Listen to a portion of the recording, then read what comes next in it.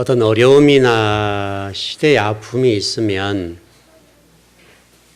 그 어려움이나 아픔으로 끝나는 것이 아니고 어떤 사람들은 그 위기나 어려움들이 더 어려움으로 갈 수도 있고요.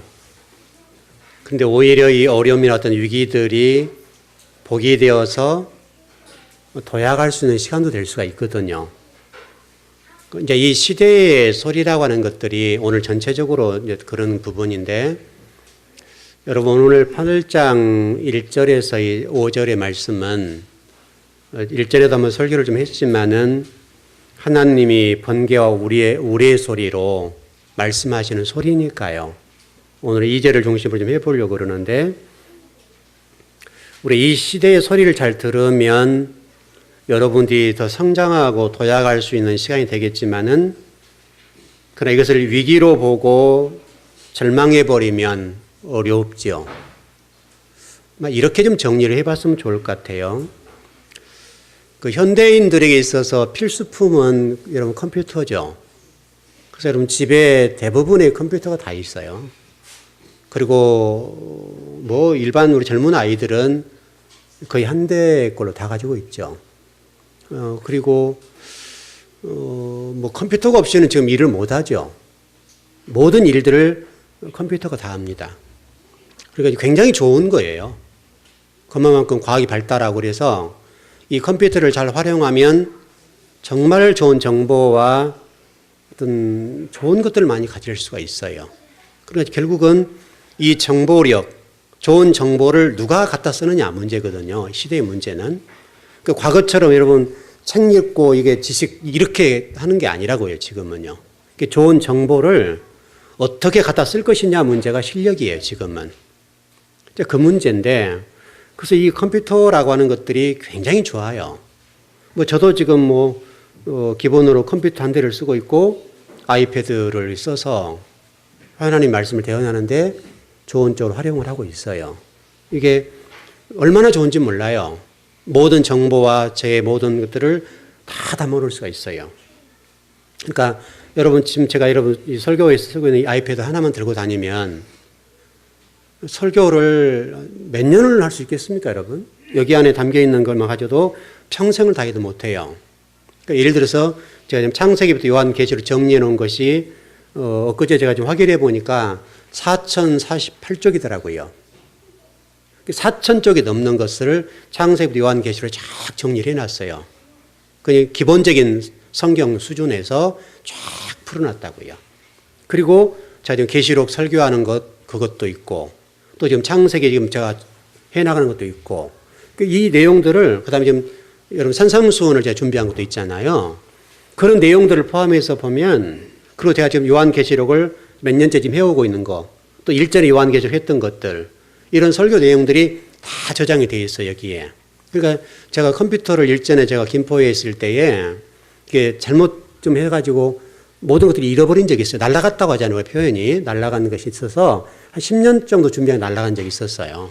그 뒤로는 여러 곳에서 저장을 해놔요. 자, 지금 기본적으로 컴퓨터 하나 저장해놓고, 외장하드 저장해놓고, 또 아이패드 저장해놓고, 또 문서를 저장해놓고, 문서를 해서 지금 다 정리해놓은, 그것이 지금 정리가 되어 있다고. 이게 몇 겹을 해놓은 거죠. 날아가더라도 어느 곳에도 쓸 수가 있으니까. 그만큼 이 아이패드 하나, 제 컴퓨터에 또는 외장하드나 또 이 문서로 남겨놓은 이런 자료들이 저의 일생을 담아 놓은 거죠. 그러니까 어쨌든 이 아이패드 하나 들고 나가면 뭐 평생을 어디가 설교해도 할 수가 있고, 성경을 가르쳐도 그렇고, 언제 어느 순간이든지 그만큼 좋아요. 이게 얼마나 대단하게 좋은지 몰라요. 근데 여러분 아마 컴퓨터를 사보시면 아시다시피 요즘 컴퓨터가 굉장히 좋고 싸졌어요. 그런데 중요한 것은 여러분 컴퓨터를 사오면 첫 번째 한 일이 뭐예요? 좋은 용량과 뭐 이제 기가라고 그러잖아요.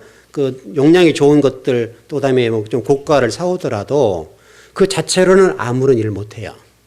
그럼 첫 번째는 뭐 해야 돼요? 컴퓨터를 좋은 거 사왔어요. 그럼 뭐를 해야 컴퓨터가 우리가 활용 가치가 있어요? 그게 그럼 이제 프로그램 깔아야 되잖아요. 프로그램들 깔지 않으면 아무리 좋고 좋은 기가, 좋은 용량을 가지고 있다 하더라도 이건 깡통과 똑같은 거예요. 여러분 그렇죠? 좋은 프로그램을 깔아야 된다고요. 그럼 이 시대가 지금 제가 이런 관점으로 쳐다봤어요. 그럼 이 시대가 왜 이렇게 혼란스러웠는가? 라고 좀 보니까 컴퓨터에 대비해서 정리가 좀 되더라고요. 어떻게 되는가 하면 여러분 컴퓨터라고 하는 것은 하드웨어가 움직이잖아요. 그렇죠? 좀 제가 잘 모르지만 그래요. 하드웨어에 의해서 컴퓨터가 움직여요. 근데 이 하드웨어의 컴퓨터는요, 이 소프트웨어가 안 되면 안 돼요. 이 소프트웨어에 의해서 실질적으로는 컴퓨터가 하드웨어가 움직여주는 거예요. 지금 이 시대가 어떤 문제가 있는가 하면 이 소프트웨어예요. 여기에 문제가 있으니까 이 밑에 건 아무리 움직여도 안 되는 거예요. 왜? 한계가 있어요. 마치 요즘 어떤 걸 보면 되겠냐면 여러분 국무총리가 대통령 권한 대행을 하죠. 대행을 하지만 여러분 실질적으로 우리가 안 봐도 뻔하잖아요. 그분이 그분 혼자 자율적으로 일할 수 있어요? 못해요. 누구에 의해서 지시를 받겠어요? 법적으로는 지시를 안 받게 됐지만 실질적으로 어떻게 하겠어요? 모르게 올라갈 거란 말이죠. 가서 제가 받고 어떻게 했으면 좋겠습니까? 이렇게 하지 않겠냐고요. 정말 자율적으로 하면 좋죠. 그래서 국무위원들을 동원하고 또 여러 가지 비서진들을 동원해서 정말 이 어려운 문제를 타개해 나가면 좋겠는데 실질적으로는 타내게 됐지만은 대통령이 가서 이렇게 할 건데 뭔가 어떤 조율한 게 있지 않겠어요? 그래서 뭐 청와대 어떤 대통령 비서실장이라는 사람 있잖아요. 그분을 통해서 조율을 하고 그래서 이번에 만났었잖아요, 여러분. 이 문제인데 결국 이 시대의 문제가 뭐냐면 이 소프트웨어 문제예요. 이게 안 되니까 안 되는 거예요. 이 문제만 좀 처리가 되면 좋은데 이게 좀 잘 안 되니까 이 문제가 왔어요. 저는 금요일 날 좀 설명을 좀 드렸는데 제가 지금 이렇게 설교를 하면 제가 몸이 이렇게 움직여지잖아요. 그럼 이 손이 움직이고 제 몸이 움직이는데 이 모든 것들은 제 손이 움직이는데 실질적으로 뭐가 저를 조정하는 거예요? 머리가 조정하는 거예요. 이게 소프트웨어예요, 여러분. 이게 저를 조정해요. 움직여라. 이게 움직이는 거예요. 제가 이 말을 하는 거 이것도 말은 하고 제가 입은 활용을 하지만 실질적으로는 뇌가 저를 작용해서 움직여주는 거예요. 왜냐하면 설교자로서 제가 입을 다물으면 어떻게 되겠어요? 설교 못하죠. 그럼 여기서 저의 기능이 안 나오면 못해요. 언어의 기능이 여기서 마비되면 못한다고요. 제가 아무리 설교를 하고 싶어도 뇌에서 언어의 기능이 딱 끊어져 버리면 말을 못해요. 여러분 말을 못한 사람들은 입에서 말을 못한 것이 여기 문제잖아요.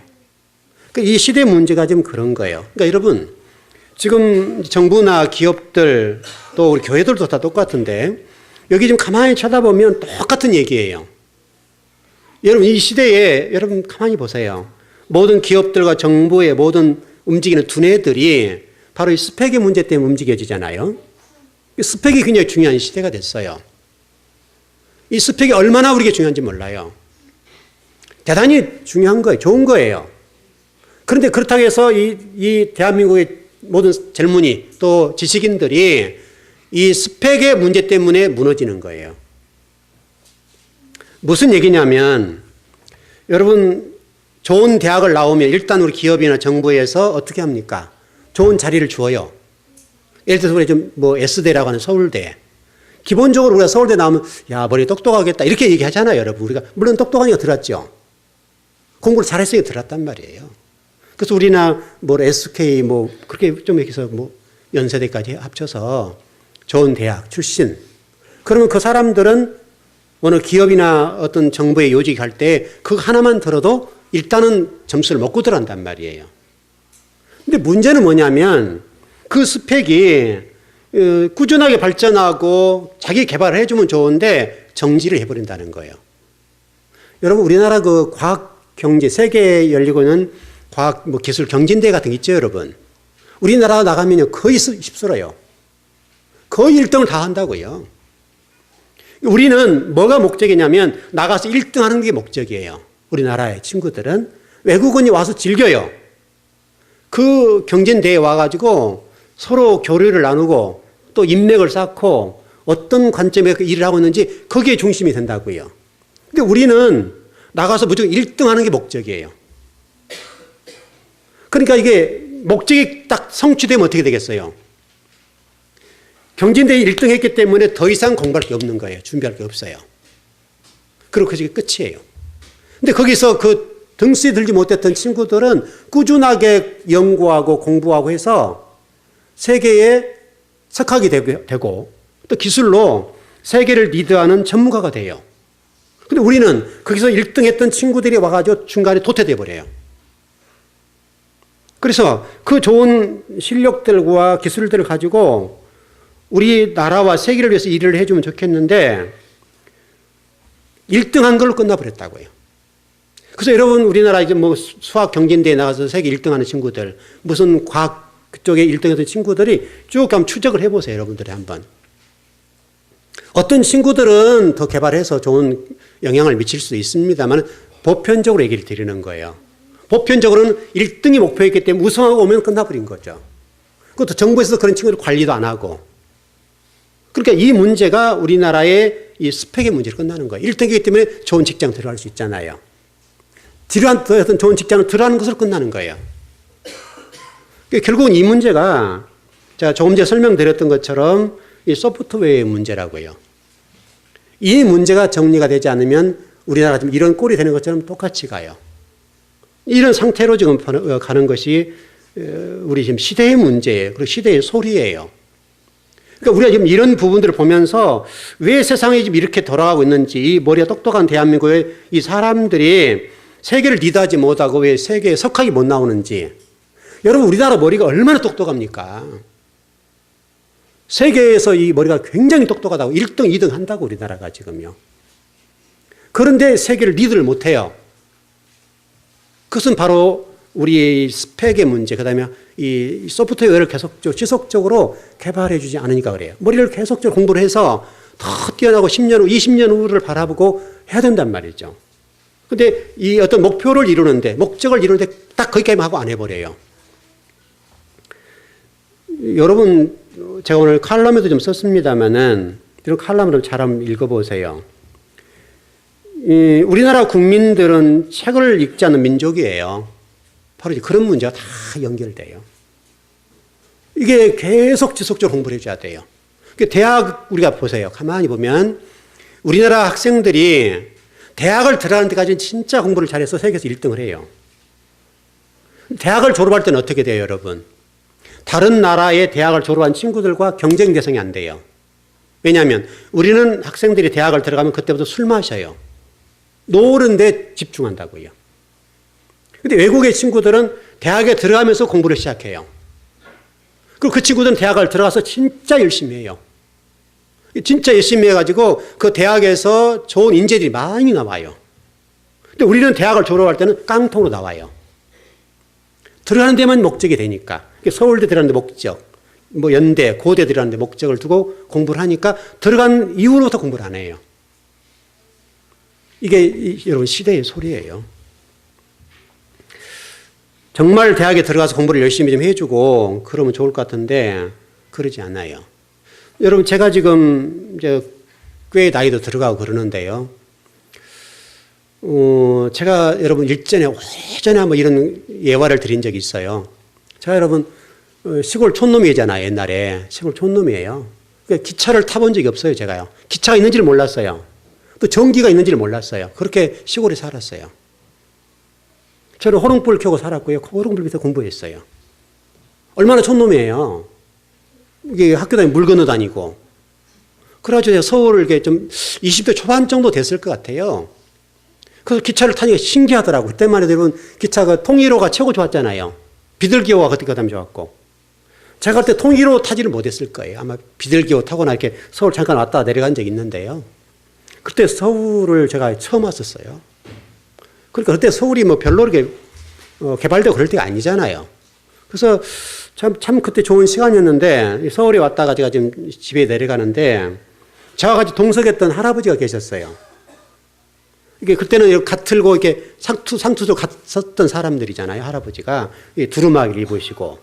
근데 그분이 이렇게 기차를 타고 같이 동석했는데 책을 보고 계시는 거예요. 한문책이죠, 물론. 한문책을 쭉 읽고 계시는 거예요. 그래서 제가 좀 쳐다를 봤어요. 계속 쳐다보니까 이 할아버지가 저를 의식을 했죠. 젊은 친구가 자꾸 쳐다본단 말이에요. 그럼 할아버지가 저를 쳐다보더니 물끄러미 쳐다보세요. 그러시면서 하신 말씀이 저한테 이런 얘기를 해주세요.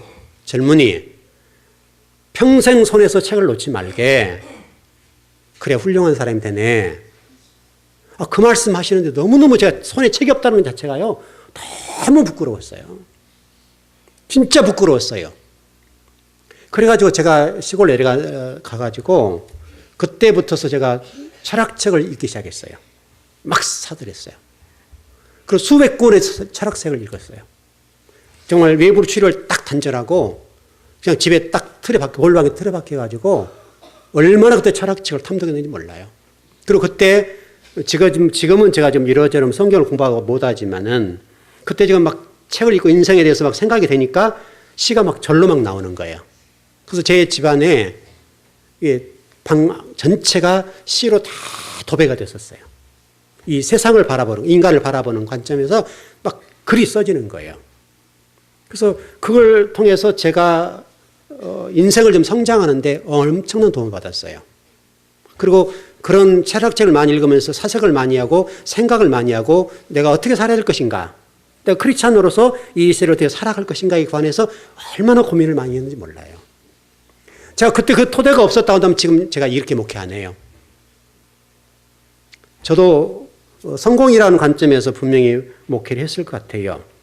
오늘 여러분 설교를 듣는 우리 기성세대들, 또 우리 청소년들, 또 우리 청년들, 여러분에 대해 동일한 얘기를 해주고 싶어요. 특별히 우리 청년들에게, 또 우리 청소년들에게. 제가 할아버지가 들었던 그 말대로 그 말씀이 지금도 저를 아주 좋은 쪽으로 인도하려고 애를 써요. 그 한마디에. 그분 얼굴도 몰라요. 성도 몰라요.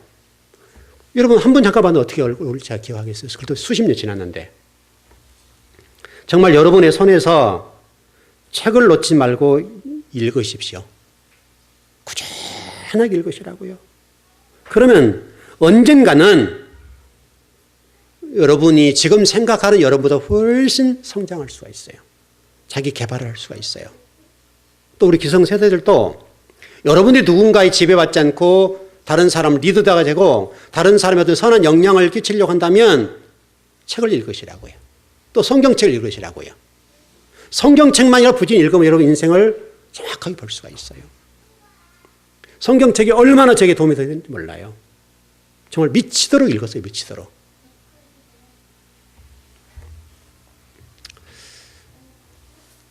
지금 이 시대에 여러분 사람들을 잘 쳐다보세요. 사람들이 창의력과 독창성이 없고 그냥 대동소이한 어떤 사고를 가지고 그런 지식 수준에서 좀 살아가는데요. 그렇게 하니까 우리나라가 이렇게 돼 있어요. 이 시대가 지금 이렇게 흘러가고 있고. 그러면 어떻든 간에 좀 뭔가 좀 다르게 인생을 살아야 될 거 아니에요, 우리가. 지금 여러분 우리 교회 여러 가지 상황으로 좀 보면 우리는 금수저를 물고 나오지 못했어요.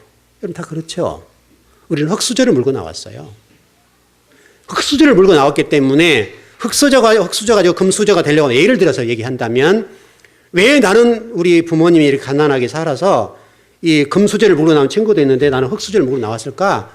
한탄하고 그 부분에 대해서 어떤 자기감이 빠지고 낭망하지 말고 정말 흙수저지만 노력하고 준비해서 금수저가 될 수 있도록, 물론 꼭 성공이 지향 어떤 목적은 아니지만은 노력하면 가능하다고요. 우리가 얼마든지 이 뇌를 활용하면 하나님 우리에게 독창적이고 다양한 달란트를 주셨기 때문에 가능해요. 여러분 이스라엘 친구들을 보면은 답이 간단해요. 자, 지난 금요일 날 이런 말씀을 드렸어요. 이스라엘 사람들은 1년 평균적으로 64권의 책을 읽어요. 5일에 한 권의 책을 읽는다고요. 5일에 한 권의 책을. 그리고 토론해요. 그리고 순수 유대인들은 68권을 읽어요. 평균적으로. 68권의 책을 읽기 때문에 대학을 졸업하기 전까지는 혹시 우리나라에 뒤질지 모르지만은 시간이 가면 갈수록 우리는 게임이 안 돼요. 우리는 이미 대학을 졸업하는과 동시에 책을 놓아버리거든요. 물론 대학 가서도 공부를 안 하죠. 책을 놓아버리기 때문에 매년 64권, 68권의 책을 읽는 친구들과 책을 1년가도 한 권을 읽자는 우리나라 친구들과 게임이 되겠습니까, 여러분? 게임 상태가 안 돼요. 여러분 10년만 여러분 64권씩 읽는다면 얼마나 정도 책이 됩니까? 적어도 640권의 책을 읽잖아요. 적어도 한 1000권 이상 읽으면 리더자가 될 수 있어요. 우리는 안 그래요. 1000권요? 그건 꿈의 숫자예요. 1년에 한 권 책을 안 읽는 친구들이 얼마나 지금 많아요. 이게 지금 문제라고요. 이스라엘 친구들은 가면 갈수록 실력이 늘어요. 여러분 이제 우리 부모들도 좀 생각해 보자고요. 그러면 왜 우리 친구들이 공부를 안 하게 되는가? 이건 우리 교육의 문제예요. 부모들이 우리 학생들이 대학을 졸업하고 고등학교에서 대학을 딱 들어가는 순간까지 1등하게 만들어줘요. 근데 문제는 공부를 하다가 질려버려요. 지금도 우리 친구들 보면 학원을 몇 개서 뛰잖아요. 그럼 얘들은요, 미쳐요. 엄마 아빠가 강요하기 때문에 가요, 가기는. 근데 공부를 해요, 여러분? 우리 선호가 고개를 끄덕끄덕 그래. 너 몇 개 다니 학원? 하나도 잘한 거야, 그거는 엄마가. 지금 잘하는 것보다 대학을 졸업하고 그 이후로 잘하도록 해줘야 돼요. 여러분, 제 얘기가 틀립니까?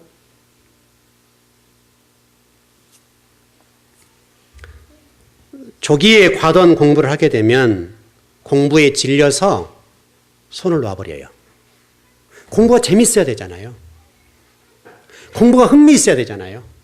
그러니까 유대인들은 성경책에다 꿀을 발라서 핥게 만들어주거든요. 왜? 책이라고 하는 것이 이렇게 좋고 성경책이라 이렇게 달고 오묘한 것이란다. 그걸 가르쳐줘요. 근데 우리는 아이들이 책을 보면 질려요. 여러분, 이게 여러분 이 시대의 소리예요. 하나님 와가지고 야, 너 사랑한다. 이게 하나님의 소리가 아니라니까요. 지금 전반적으로 오늘 내용이 여러분 번개와 지진과 우리 소리를 말씀하신다고 그랬잖아요. 7 천사에게 지금 하나님 말씀하시잖아요. 그 말씀하신 천사가 누구예요, 여러분? 이 시대를 대변해 주는 주의 종들이잖아요. 이 시대가 왜 이렇게 흘러가고 있는지, 우리나라가 왜 이런 꼴이 되었는지에 관해서 지금 말씀하신다고요. 그래서 이런 부모님들이 여러분 생각을 바꾸지 않으면 여러분 자녀도 대학을 딱 들어가는 순간부터 책을 놓을 거예요. 여러분 자녀들을 그렇게 만들고 싶으시면 그렇게 하세요. 정말 대학을 들어가는 순간부터 책을 딱 놓고 지금까지 걸어왔던 우리 기성세대들이 걸어왔던 그 길을 걷고 싶으시다면 여러분 과도하게 공부를 시키시라고요. 아이들이 좋아한 거, 아이들이 지금 달란트가 뭔지 그거는 생각하지도 안 하고 무조건 학원 몇 개 뛰게 만들어주는 아이로 키워서 대학을 들어간 순간에 책을 딱 놓는 아이로 만들려고 한다면 그렇게 하세요, 여러분. 이미 우리가 검증했잖아요, 우리가 검증을. 근데 왜 검증된 것을 똑같이 우리가 반복하냐고요. 정말 대학 들어서 진짜 공부를 하고 대학을 졸업와서 훨씬 더 훌륭한 친구로 성장할 수 있도록 여러분 그렇게 열어줘야 되잖아요. 여러분 자녀를 학원 보낸다고 여러분 공부한 줄 아세요? 절대 안 해요. 시간 때우고 오고요. 안 한다고요, 안 해요. 이미 공부에 질려버려요. 학생들은 죽지 못해서 하는데 부모들만 불안하니까 그렇게 하는 거예요. 여러분들이 알잖아요. 여러분들 공부 안 해서 살잖아요, 지금요. 여러분들이 그렇게 공부했습니까? 저는 제가 성장할 때 학원 하나를 다닌 적이 없어요. 제가 고등학교 다닐 때도 마찬가지지만 학원을 가본 적이 없어요, 저는. 그래도 부족하지만 제가 여기서 강단에 서 있는 목사가 됐잖아요, 여러분. 그러지 않습니까? 지금 제가 60이 다 돼가는데 지금도 제가 공부하고 성경을 연구하니까 그래도 성경께는 안다고 하잖아요, 지금. 그래서 한국교회 안에서 내놓을 만큼 이렇게 성장해 있잖아요. 왜? 저는 대기만성 형처럼 꾸준하게 공부했어요, 꾸준하게. 적어도 제가 지금 공부하는 과정 속에 보면 정말 피눈물 나게 공부했다, 피눈물 나게. 대학 다니는 이런 식의 대학원 다닐 때보다도 훨씬 공부를 많이 하는 거예요. 지금 우리 젊은 친구들보다 제가 좀 더 공부 많이 해요. 지금도 제가 거의 9시, 8시까지 공부를 하거든요. 그러니까 제가 9시부터 출발해서 공부한다고 생각해 보면 하루에 기본적으로 지금도 10시간을 공부를 해요. 여러분 대학 다니는 친구들이 하루 10시간 공부합니까? 대학 다니는 친구들 가운데 저같이 집중적으로 10시간 공부하는 친구 많지 않아요. 우리 한국 전체에 봐도 그런 친구들이 많지 않아요.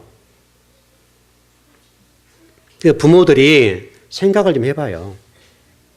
여러분 자녀를 망쳐 놓으려면 학원 여러 개 보내서 똑같은 기성세대를 만들어 놓고 정말로 여러분의 자녀들이 가면 갈수록 책이 좋다는 것을 깨닫고 공부해서 미래지향적으로 더 높은 지식을 가지고 더 독창적이고 창의적이고 이 시대의 리더자를 키우려고 한다면 아이들이 좋아하는 쪽으로 개발을 해주고 이 아이가 지금 뭔지를 섬세하게 쳐다보라고요.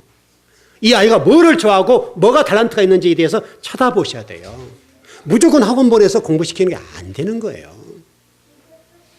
얘하고는 전혀 관계없는 거 가르쳐봐야 소용없어요. 좋아하는 거. 잘 노는 아이들은 노는 쪽으로 가르쳐주고 말을 잘하면 말하는 쪽으로 가르쳐주고 공부를 잘하면 공부를 가르쳐주고 운동을 잘하면 운동을 가르쳐주고 여러분 그래야 되는 거 아니에요? 아니면 뭐 우리 한 집사처럼 뭐 잘 만드는 쪽으로 키워주고 과학을 잘하면 과학 쪽으로 키워주고 음악을 잘하면 음악 쪽으로 키워주고 정치를 잘하면 정치 잘하는 쪽으로 키워주고 또 왜 사람을 잘 고치면 뭐 의사 쪽에 관심이 있어서 그쪽으로 키워주고 근데 우리는 두루뭉실하게 가르쳐 두루뭉실하게 이것도 잘하고 이것도 잘못하고 저것도 잘못하고 다 잘하긴 잘하는데 특출난 게 없어요. 그렇게 해가지고 세상 리더 못 돼요. 리더가 못 돼요. 여러분 자녀에게는 정말 잘하는 게 있어요. 그 잘하는 것을 가르쳐 주라고요. 여러분 진짜 이거 중요해요. 여러분 지금 출세지향적으로 성공지향적으로 가르쳐준 우리 부모의 교육의 결과가 지금 우리나라의 지금 이 정치계 또 우리 어떤 유정자들의 모습을 보세요. 유정자들의 모습이 성공이라고 하는 건 뭐 검사가 되고 판사가 되고 또 뭐 공부를 잘해서 성공을 했는데 그 결과가 뭡니까 여러분? 성공했던 사람들이 지금 어떻게 됐어요 지금요? 거의 똑같은 전체를 받고 있잖아요 우리나라 지금 사람들이. 왜? 성공해라. 돈 많이 벌어라. 무조건 다른 사람 죽여서 네가 성공해야 된다. 이런 쪽으로 공부를 시켜놓으니까 그렇게 성장했던 사람들이 마지막에 열매가 어떻게 됐어요 여러분? 다 감옥 가고 그동안 쌓아놨던 그 모든 성공이라는 열매들이 하루아침에 풍지박산이 나고 다 추풍 되어 떨어져 버리잖아요. 그런데 우리는 똑같이 그 길을 가고 있어요 우리도. 그 사람들을 우리는 욕을 못해요. 우리도 똑같이 그 사람들 향해서 가는데 우리가 그냥 못 올라갔을 뿐이지 우리도 똑같이 가고 있어요 지금요.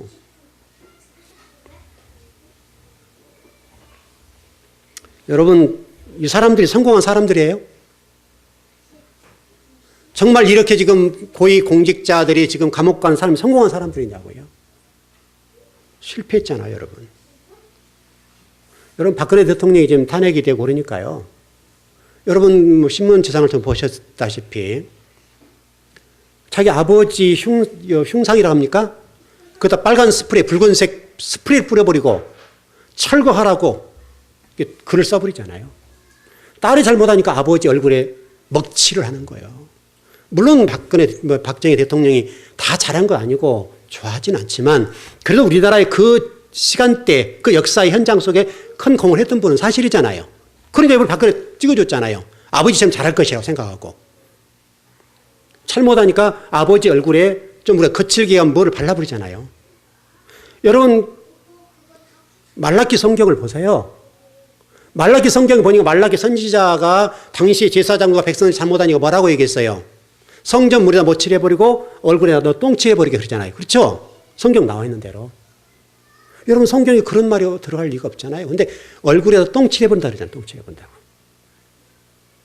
실질적으로 여러분 지금 잘못하니까 자기 아버지 얼굴에 똥칠을 하잖아요.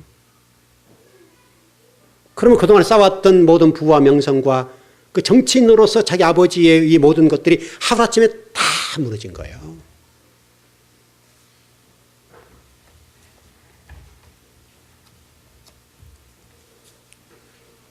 권력이라고 하는 것은요, 그렇게 돼 있어요.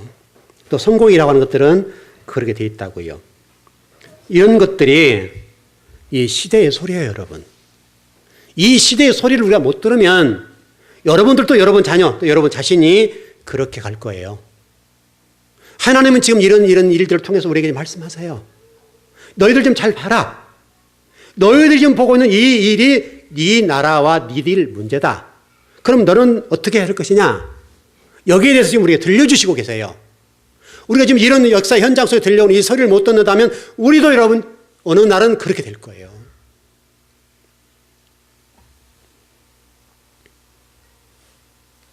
여러분들이 뭐 즐거운 교회 소속돼 다니시지만 여러분 목회자를 평가할 때 어떻게 평가해요? 여러분들은? 성공한 목사는 어떤 목사예요? 성공한 목사가 뭐예요? 대형교회를 섬기고 성도가 몇천 명, 몇만 명 되면 성공했다 이렇게 보잖아요. 여러분들 또. 여러분 그런 거 아니에요? 물론 즐거운 교회 성도들은 이제 공부를 하고 있기 때문에 그런 생각들을 안 가질 수 있겠는데 보편적인 성도들의 수준은 성공한 목사 그러면 좋은 대형교회를 가지고 있고 성도 몇천 명, 몇만 명 모이면 성공한 목사. 매서 목회를 한 명 정도 하면 실패한 목사. 이렇게 보잖아요. 우리가 세상이. 그거 안 해요? 정말 성공한 목사가 그런 기준인가요, 우리가? 그건 세상이 잣대잖아요, 여러분. 근데 우리도 똑같이 교회라는 그 관점도 세상의 성공이라는 관점과 조금도 안 틀리는 거예요. 얼마나 교회가 세상적이에요. 그 세상적인 잣대로 교회가 평가가 되고 있다는 것, 이 자체가 부끄럽잖아요, 우리가. 여러분, 제가 새벽 예배 때 우리가 계속 묵상에 나온 열왕기상 6장을 공부했는데, 여러분, 이스라엘 백성들이 애굽에 나온 후에 480년 만에 솔로몬 성전을 지었다라고 되어 있어요. 잘 보셔야 돼요.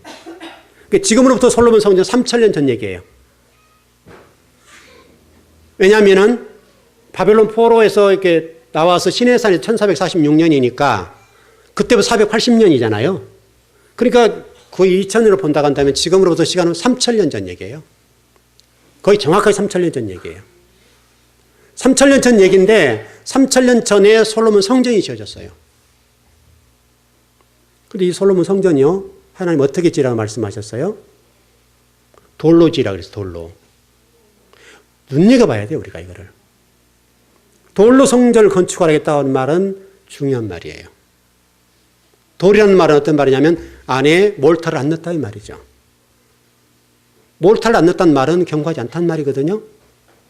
그러면 돌 성전 어떻다는 얘기예요? 무너져야 된다는 얘기예요.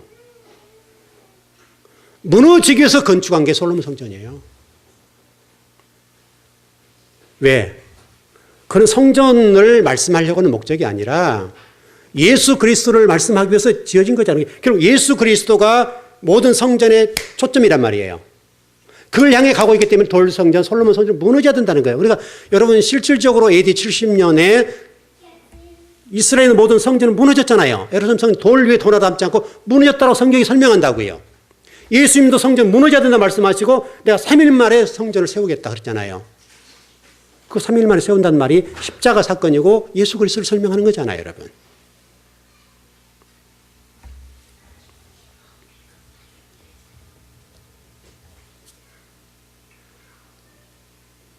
솔로몬이 성전을 건축한 후에 여러분 이스라엘 역사를 잘 보면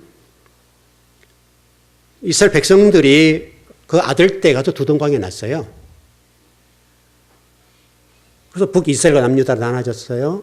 그래서 북이스라엘이 722년 아수르에서 멸망하고 남유다가 586년 바벨론에서 멸망했어요. 이게 이스라엘 역사예요. 하나님의 말씀이 지속적으로 공급되지 않으면 무너질 수밖에 없고 또 우리 역시 마찬가지다라고 지금 설명을 하고 있어요. 여러분 오늘 본문을 잘 보시면 오늘 2절 말씀이 이렇게 되어 있어요. 내가 보면 하나님 앞에 7 천사가 서 있어 7 나팔을 받았다. 7 나팔. 여러분 이 나팔이란 이 천사라고 하는 것을 일전에 설명을 해드렸고 해석을 해드렸는데 천사라고 하는 것은 여러분 생각하기에 날개 달린 천사가 아니에요. 여기에 천사는 하나님의 말씀을 대언한 주의 종들이에요. 주의 종들이 서서 지금 하나님 나팔을 받았는데 7 나팔을 받았다. 그렇게 됐다고요. 물론 이거 지금 학문적으로 정리에 들어가면 이게 복잡해요. 다 설명하려고 하면 여러분 굉장히 시간이 좀 걸려요. 여러분 그런 것들을 여러분 주보에 올려놓을 테니까 여러분 읽으시고요. 중요한 것은 여기서는 7이라고 하는 숫자가 중요해요. 7. 이 7이라는 숫자는 여러분 천지 창조에서 우리가 좀 천지 창조를 본다면 7이라는 숫자고, 제가 이미 여러분 설명을 드렸던 것이 7이라는 숫자는 대단히 중요한 문제고 일곱째 날은 대단히 중요한 문제예요. 우리는 이 안식일의 문제를 어떻게 평가합니까? 어떻게 해석합니까? 예배를 드림으로, 예를 들어서 우리 식으로 정리해보면 하나님의 복과 은혜와 거룩, 이 땅의 성공, 이 땅의 명예, 이 땅에 여러분들의 부귀영화 이거 다 주신다. 우리가 지금 어떤 신앙관에서 보면 안식일 예배를 잘 드리면, 우리 주일 예배를 잘 드리면 하나님 우리에게 이 땅에 쌓을 것이 복을 주시겠다라고 하는 초점이잖아요. 여러분 다 그렇게 됐어요, 여러분 교회가. 근데 이 일곱째 날에 관해서 정확한 해석은 여러분 예수님에 관해서 예수님이 이렇게 말씀하셨어요. 아버지가 일하시니 나도 일한다 그랬다고요. 그랬죠. 당시 바리새인과 서기관들, 장로들, 당시 이 구약의 유전을 따랐던 모든 사람들, 종교인들, 다시 설명하면 종교인들이 일곱째 날은요 거리도 조정해놨어요. 1km 이상 걸으면 안 돼요. 여러분 저도 어렸을 때 신앙생활 할 때 영향을 받았어요. 교회에서요 10원도 못 쓰게 해요. 이 가게 가서 뭐 샀다면 난리가 나요, 그날은요. 여러분 그러지 않았습니까? 제가 신앙생활에서 보수적인 아주 보수, 정말 꼴통 보수에서 신앙생활을 했어요. 이 목사님이요 주일날 만일에 뭐 회의를 하다가 한다다 뭐 하여튼 뭘 하든지 간에 옆에 가게 가서 10원 하나만 사보니 그날 벼락천둥 쏟아져요. 난리가 나요, 난리가 나요. 얼마나 호되게 야단을 쳐버린지 감당할 수가 없었어요. 여러분 그게 저 신앙생활 초창기의 모습이에요. 그 내용이 그대로 지금 여기가 왔다니까요. 지금 이 안식일 문제가. 과거 유대인들이 했던 그 유전들, 그게 우리 신앙 속에 깊이 들어와 있어요. 여러분 정말 그런 것들이에요, 여러분. 예수님은요 그날 어떻게 했어요? 죽은 자를 살려내고 아픈 영혼들을 살려내고 구덩이 빠진 양을 건져내고, 그러니까 이 사람들 보기에는요 완전히 이단인 거예요. 이게 완전히 이단화예요. 예수님이 하나님이신데 그분이 와서 하신 일에 대해서는 장로 유전을 따랐던 당시 서기관, 바리새인, 대제사장들, 율법사들, 이 사람들이 보기에는요 지금 웃기는 거예요. 이게 웃기는 거예요. 그러니까 예수님을 쳐 죽이려고 하잖아요. 그 사람 결국 죽였잖아요. 여러분 아버지가 일하시 나도 일한다 이 말은 아주 중요한 말이에요. 그게 무슨 말인가 하면 하나님이 일하신다는 말은요 그 7일날 우리가 하는 안식일 그날 우리 하나님 독생자 예수 그리스도, 유일한 독생자신 예수 그리스도를 십자가에 못 박아버린 날이에요. 못 박은 날. 그걸 일한다고 그래. 일한다고. 예수님을 죽이신 날이에요.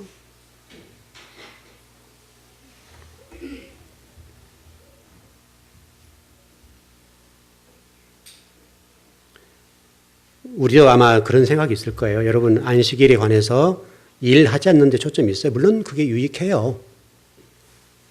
일하지 않는데 쉰다 이런 초점이 있어서 이제 우리가 그런 얘기도 하죠. 야 교회 와서 예배드리고 좀 6일 동안 열심히 일해서 쉬어야 되는데 교회가 더 피곤하더라 이렇게 얘기를 하잖아요. 그래서 나 헌신 못합니다 이제 이렇게 하잖아요. 그런 거 다 맞물려 있어요 우리가. 그러나 7은 우리 아버지가 독생자 예수 그리스도를 십자가에 내어놓는 날이에요.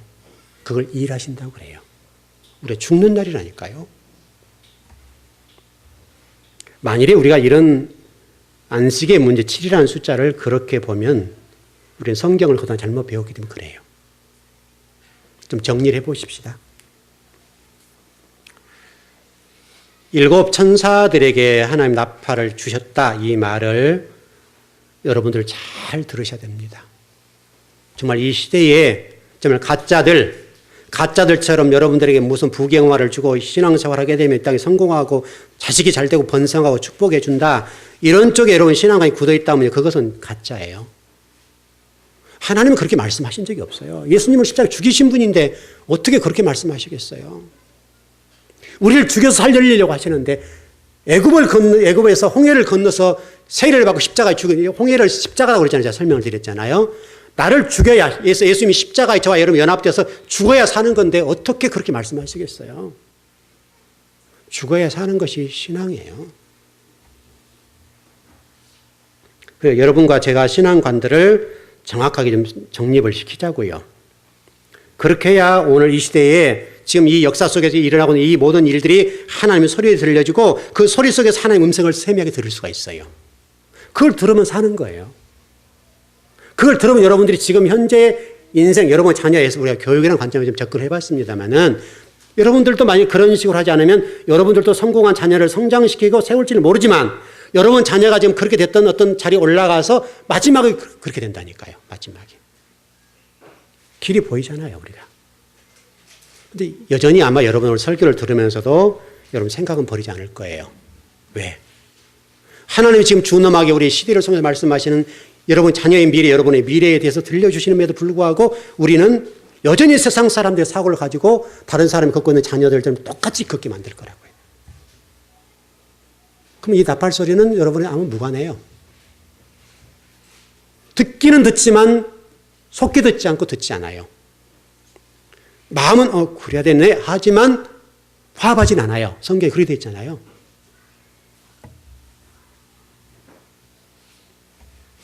정말 여러분과 여러분 자녀의 미래가 걱정이 되시고 정말 하나님의 사람으로 키워서 유대인들처럼 이스라엘 백성들처럼 시간이면 가면 갈수록 능력을 발휘하고 시간이면 가면 갈수록 세상의 리더자가 되고 세상을 움직이고 이 세계에 주름 잡는 그런 리더자가 되기를 원한다면 똑같은 방식으로 키우지 마세요. 성경이 가르쳐 주는 대로 키워요. 가면 갈수록 잘하면 되잖아요, 여러분. 가면 갈수록 시간이 가면 갈수록 더 시너지가 되어서 공부를 하고 또 공부를 하니까 가면 갈수록 처음에는 두각을 드러내지 않을지 모르지만 그렇게 하면 돼요. 여러분 세상에서 기업에서는 스펙을 못 뽑겠지만은 다 도태되잖아요. 여러분 현재 그래 어떤 기업에 대기업에 들어갔던 친구들 가운데 도태된 친구들이 얼마나 많냐고요. 1년 이내에 회사를 그만둔 사람이 너무너무 많아요. 가서 못 견뎌요. 못 견뎌요. 그 경쟁 구대 속에서 못 견뎌요. 실력이 떨어지니까. 못해요. 그러니까 다 나와버려요. 또 다른 직장으로 가고 또 다른 직장 가잖아요. 실력이 있으면 그러지 않죠. 지금 여러분 일자리가 없다고 그러는데 일자리가 없는 거예요, 지금요. 일자리는 차고 넘쳐요. 그 자리를 누가 다 채웠어요, 지금요. 전부 다 외국인이 가서 채웠잖아요, 외국인들이. 그러니까 우리나라 사람들은 지금 그런데 안 가요. 그 속에 들어가서 그 리더자가 되고 정말 능력을 발휘하면 그 속에서 자기가 뛰어난 사람이 될 수 있어요.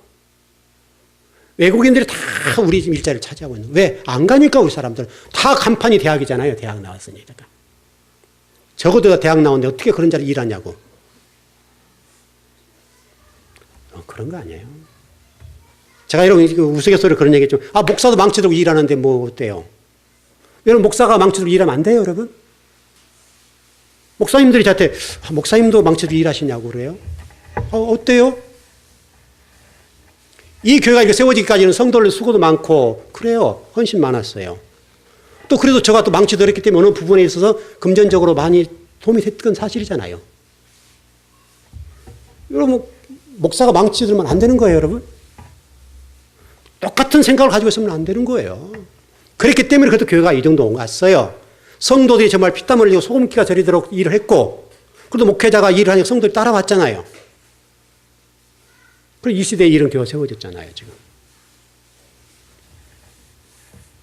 우리가 이 세상 사람들의 이런 생각들로 사면 여러분들은 어떤 경쟁 구도 속에서 내 실력으로는 못 따라가요. 준비가 안 되면. 꾸준하게 준비해놨더라면 어느 곳에 가든지 능력을 발휘하고 뛰어난 사람이 될 수 있어요.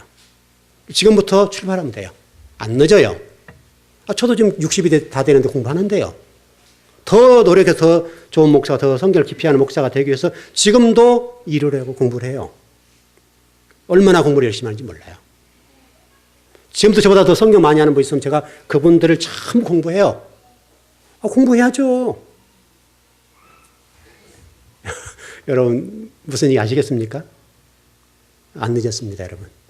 지금부터 다시 출발하고 지금부터 이 역사를 보면서 하나님 들려준 이 소리를 듣고 준비하십시오. 그러면 여러분도 어느 날 능력을 발휘할 날이 올 겁니다. 그걸 기대하십시오. 기도하겠습니다.